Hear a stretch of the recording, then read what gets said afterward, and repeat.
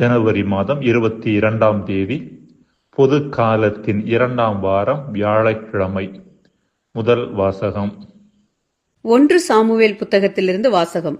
அதிகாரம் 18, இறைவசனங்கள் 6 முதல் 9 முடிய மற்றும் அதிகாரம் 19, இறைவசனங்கள் 1 முதல் 7 முடிய. அந்நாட்களில் தாவீது பெலிஸ்தியரை கொன்றபின் வீரர்கள் வீடு திரும்பிக் கொண்டிருந்த போது இஸ்ரேலின் எல்லா நகர்களிலிருந்தும் பெண்கள் ஆடல் பாடலுடன் அரசர் சவுலை சந்திக்க வந்தனர்.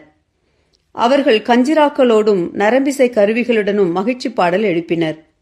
அப்பெண்கள் அப்படி ஆடி பாடுகையில், சவுல் 1000 பேரை கொன்றார், தாவீதோ 10,000 பேரை கொன்றார் என்று பாடினர். இந்த வார்த்தைகள் சவுலுக்கு அறவே பிடிக்கவில்லை. அவர் மிகவும் சினமுற்று, அவர்கள் தாவீதுக்கு 10,000 பேர் என்றனர், எனக்கோ 1000 பேர் மட்டுமே என்றனர். அவனுக்கு இன்னும் குறைவாக இருப்பது ஆட்சி ஒன்றுதான் என்று கூறினார். அன்று முதல் சவுல் தாவீதை பொறாமை கண் கொண்டு பார்க்கலானார்.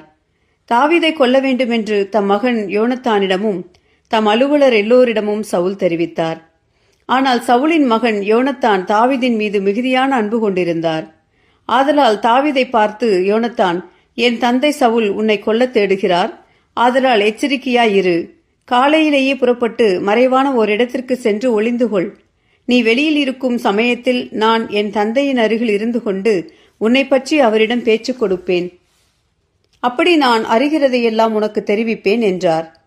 யோனத்தான் தாவீதை பற்றி தம் தந்தை சவுலிடம் நல்ல விதமாக பேசி, அரசர் தம் அடியான் தாவீதின் பொருட்டு பாவம் செய்ய வேண்டாம், ஏனெனில் அவன் உமக்கு தீங்கு ஏதும் செய்ததில்லை, மேலும் அவனுடைய செயல்கள் அரசில் மிகவும் பயனுடையவனாய் இருந்தன.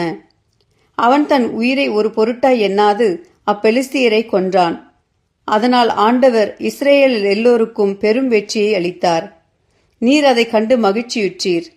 அப்படி இருக்க எக்காரணமும் இல்லாமல் தாவீதை கொல்வதன் மூலம் குற்றமற்ற இரத்தத்திற்கு எதிராக நீர் ஏன் பாவம் செய்ய வேண்டும் என்று கூறினார். சவுல் யோனத்தானின் வார்த்தைகளை கேட்டார். அதனால் சவுல், வாழும் ஆண்டவர் மேல் ஆணை, அவன் கொலை செய்யப்பட மாட்டான் என்றார். பின்பு யோனத்தான் தாவீதை அழைத்து இவ்வார்த்தைகளையெல்லாம் அவருக்கு கூறினார்.